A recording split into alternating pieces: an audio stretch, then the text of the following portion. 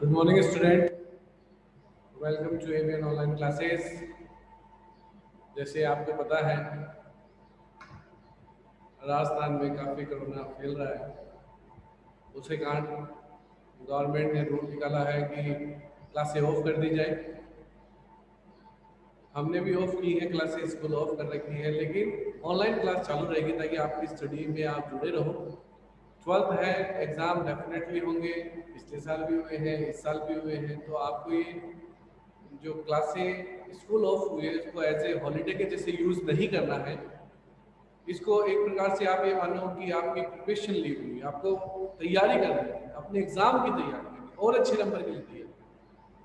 क्योंकि अपने को लगता है कि सिलेबस थोड़ा सा कम हुआ है तो नंबर अच्छे आएंगे। जब चीज़ें कम होती हैं तो नंबर भी कम आते हैं, क्योंकि हम उतने ही लेजी हो जाते हैं।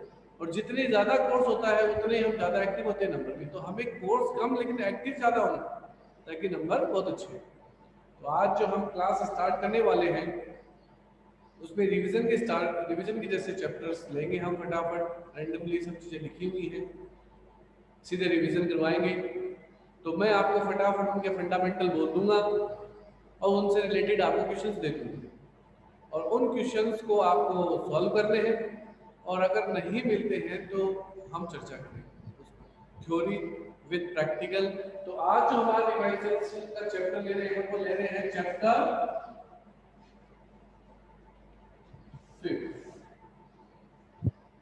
चैप्टर 5 है कंपनी को लेकर। तो सबसे पहले हमें कंपनी का अर्थ पता होना चाहिए। जैसे आपको पता है कंपनी का अर्थ क्या है, विधान द्वारा एक निर्मित करती व्यक्ति है जो सार्वमुद्रा के तहत कार्य करती है। इसका पंजीयन करवाना अनिवार्य है और इसका अस्तित्व इसके स्वामी से पृथक पृथक होता है। ये इसका अर्थ है।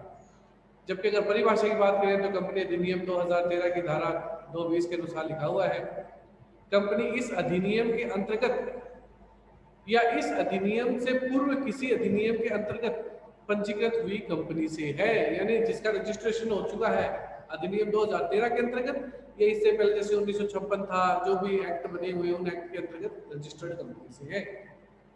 कंपनी का अर्थ हमें पता है क्या होता है, विशेषता हमने पढ़ ली और विशेषता अर्थ से निकल जाती है। कंपनी के प्रकार, 3 प्रकार की कंपनी होती है, एक व्यक्ति वाली कंपनी, सार्वजनिक कंपनी, निजी कंपनी। इंपॉर्टेंट है कि कंपनी कितने प्रकार होते हैं। उसके बाद कंपनी में एक नाम आता है बहुत बड़ा अंश, शेयर।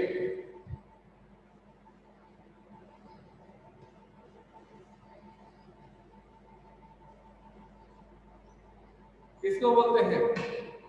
तो कंपनी की जो टोटल कैपिटल है, जो कुल पूंजी है, वो बटी होती है टुकड़ों में, एक निश्चित टुकड़ों, और प्रत्येक टुकड़ा ही क्या कहलाता है? अंश, शेयर। और अंशों का सामूहिक रूप भी उसकी क्या कहलाती है? Share capital. तो उसकी शेयर कैपिटल।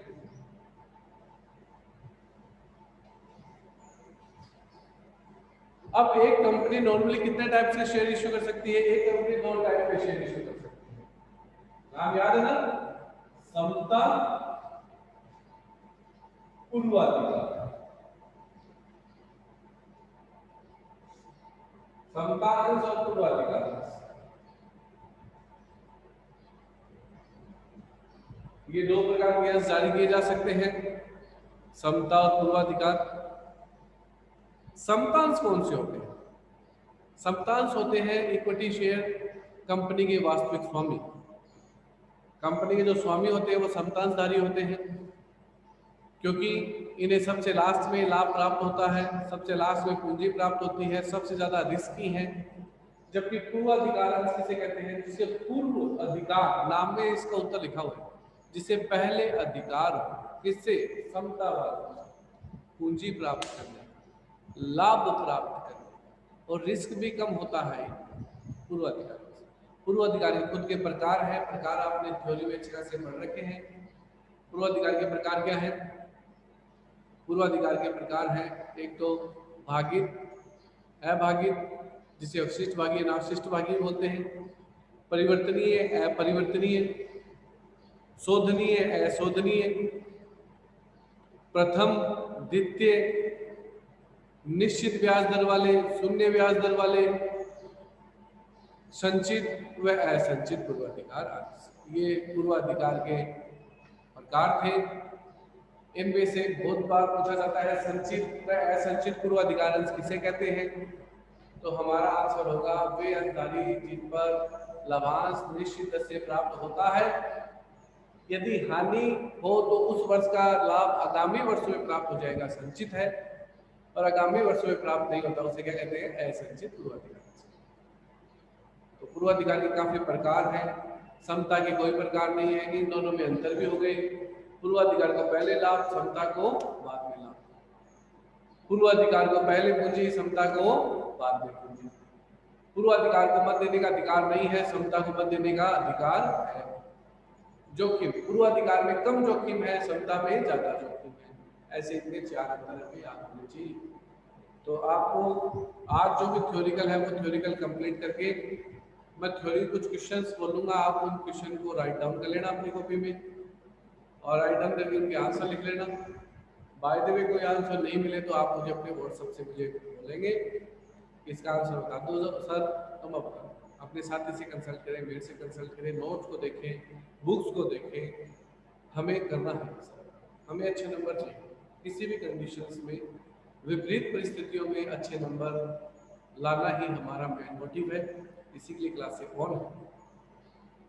और उसके बाद आता है अंश पूंजी। तो अंश जो अंश है उन्हीं से अंश पूंजी बनती है। अब अंश पूंजी खुद के प्रकार है, अधिकृत पूंजी, निर्मित पूंजी, प्रार्थिक पूंजी, प्रदत्त पूंजी, मांगी गई पूंजी, संचित पूंजी। इन सब के बारे में हमें अच्छे से नॉलेज होना चाहिए, कौन सी पूंजी क्या होती है। इनसे रिलेटेड कुछ मोस्ट इंपॉर्टेंट चीजें हैं वो मैं बता देता हूँ। किस पूंजी को पुस्तकों के दायित्व पक्ष में दर्शाया जाता है, यानी कौन सी पूंजी दायित्व बनती है अंशों को लेकर, तो वो बनती है प्रदत्त पूंजी। टाइड अप कैपिटल ही दायित्व बनती है, बाकी दायित्व नहीं बनती। अधिकृत पूंजी क्या होती है, वह पूंजी जो पार्षद सीमा नियम में लिखी हुई है, कंपनी के पार्षद सीमा नियम होते हैं उनमें लिखी हुई है, यानी ऐसे हो तो वह पूंजी जिसे जारी करने का कंपनी अधिकार है और ये अधिकार पार्षद सीमा नियमों में लिखे होते हैं, उसे कहते हैं अधिकृत। निर्मित पूंजी, अधिकृत पूंजी का वह भाग जो जनता में जारी किया गया है, जनता को आमंत्रित किया गया है कि अंश खरीदो, उसे कहते हैं कौन सी, निर्मित। तो इस तरीके से पूंजी के प्रकार हैं। इसमें एक टॉपिक था संचित पूंजी, वो भी इम्पोर्टेंट है। कई बार हमारे अंश टुकड़ों में होते हैं, टुकड़ों में हम पैसा मांगते हैं जिसे इंस्टॉलमेंट बोलते हैं। Application allotment, first call, second call याद है। अब इन कॉल्स में से कई बार कोई कॉल्स मांगी नहीं जाती, कंपनी भविष्य में मांगेगी, उसे कहते हैं संचित। तो ऐसा संचय में पड़ा है, जब भी विपरीत स्थिति होगी ये पैसा मांग लिया जाएगा, ठीक है। तो संचित पूंजी, तो ये संचित पूंजी हो गई। उसके अलावा इसके अंदर आगे बढ़ते हैं तो काफी से छोटे छोटे टॉपिक्स आते हैं कि अंश जारी करने के उद्देश्य क्या है। तो उद्देश्य सिर्फ 2 ही हैं, एक तो पैसे की प्राप्ति, नगद प्राप्ति हेतु या प्रतिफल के भुगतान हेतु। अंश को कितने प्रकार से जारी किया जा सकता है, प्रकार तो समता प्रकार है आपके एक मुश्त सम मूल्य पर और प्रीमियम, ये सब दो तो है, काफी कंफ्यूजन है। और अंशों के निर्माण की विधियां कितनी है, 2 है, एक मुश्त और किस्तों में। तो इस तरीके से कई सी चीजें 2 है। मैं वापस रिपीट कर रहा हूँ किसको कैसे बोलना है। अंश के प्रकार कितने हैं, 2, समतांश और पूर्वाधिकार। अंश के निर्माण के उद्देश्य कितने हैं, 2, नगद प्राप्ति हेतु, अन्य प्रतिफल के भुगतान हेतु। अंश को कितने प्रकार से जारी किया जा सकता है, 2, सम मूल्य पर और प्रीमियम पर।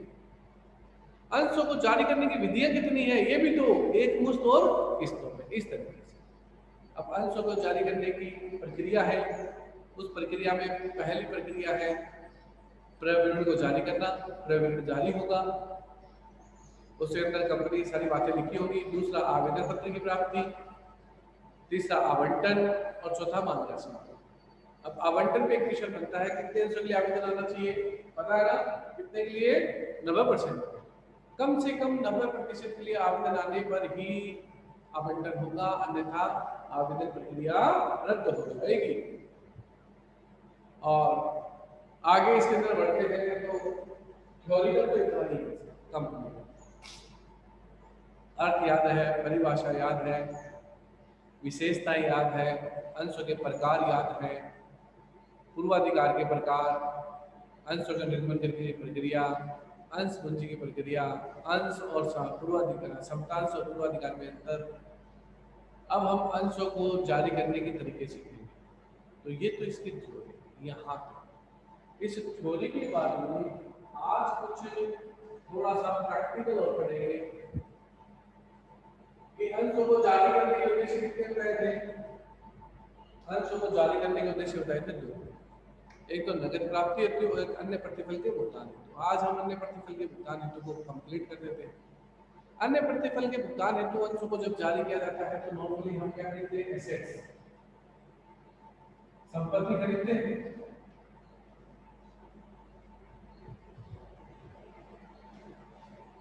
एंट्री हो जाएगी एसेट्स अकाउंट दिया, बाय द वे लायबिलिटीज में तो क्या जाएगी टू लायबिलिटीज, कुछ पैसा दिया है तो टू बैंक, और जो नहीं देंगे वो किस में चला जाएगा, वेंडर।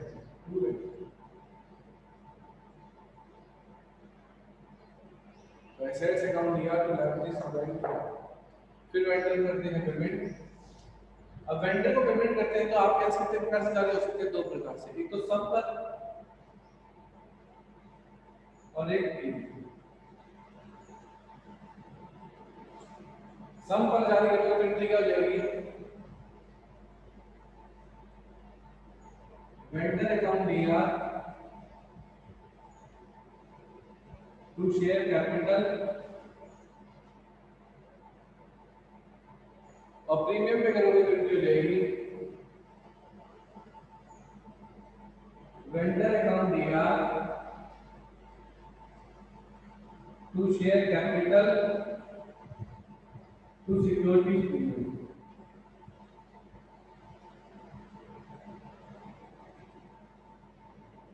तो सिक्योरिटीज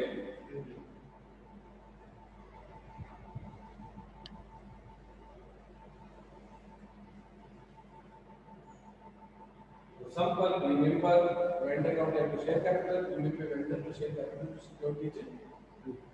ऐसे आप जारी करोगे। एसेट्स जितने की रुपए की है, जितनी लायबिलिटीज अगर आई है तो लायबिलिटी के सामने, टू बैंक अगर कुछ पेमेंट किया है, और टू वेंडर डिफरेंस, और उस वेंडर को आप शेयर्स दे देते हैं। सब मिलकर तो वेंडर अकाउंट या टू शेयर कैपिटल, प्रीमियम पे वेंडर अकाउंट या to share capital to securities. यहाँ मैंने बताया था आपको क्या निकालनी पड़ेगी, अंशों की संख्या। अगर प्रीमियम पे है तो क्या निकालना पड़ेगा, अंशों की संख्या। कैसे निकलती है,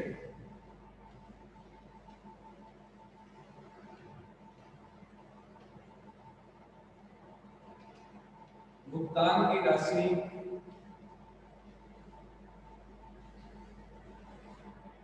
भुगतान का मतलब है वेंडर के सामने, वही तो भुगतान कर रहे हो, बटे एक अंश का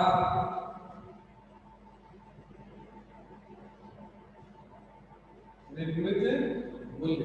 एक अंश आपका कितने रुपए जारी होता है, उसका मूल्य क्या है, ये सब आपको लिखना है। ऐसे करके जैसे सपोज आपको भुगतान करना है 5 लाख का, और आपका एक अंश 25% प्रीमियम पे है, 100 रुपए का 125 का भाग, 5 लाख बटे 125, जितने भी शेयर्स आएंगे जैसे आएंगे उतने हिसाब से यहाँ तो वेंडर के आगे 5 लाख आ जाएगा, शेयर के आगे 4 लाख आ जाएगा, सिक्योरिटीज प्रीमियम के आगे कितना आ जाएगा, 1 लाख आ जाएगा। आपका एग्जाम्पल फर्स्ट और न्यूमेरिकल फर्स्ट और सेकंड इसी बेस पर आधारित है। तो आज का आपका होमवर्क है कि आपको एक तो सारे के सारे थ्योरिकल पार्ट इसमें कंपनी में देखना है, दूसरा एग्जाम्पल फर्स्ट और न्यूमेरिकल फर्स्ट और सेकंड देखना है। ये देखकर आप तैयारी रखेंगे, कल हम अंशों को नगद हेतु कैसे जारी करते हैं उसको सीखेंगे, उसके लिए तैयार रहें। उसके लिए सबसे पहले आपको यहाँ तक का सारा काम करना है। मैं कह रहा हूँ ये रिवीजन क्लास है, इसमें बहुत जल्दी चलेंगे, आपको ज़्यादा काम है। आप एज ए प्रिपरेशन लीव की जैसे घर पे हो, आपको मोर देन स्टडी करनी है, अदर जितने वीडियो आपने स्टडी किया उसके। अब आपको स्टडी बहुत तेजी से करनी है, ठीक है स्टूडेंट। तो आज के लिए इतना ही रखते हैं, सारा थ्योरिकल याद करो, ये 3 क्वेश्चंस निकालो, इस पे कोई भी डाउट आता है तो मेरे से पूछो। ओके, आज के लिए इतना ही।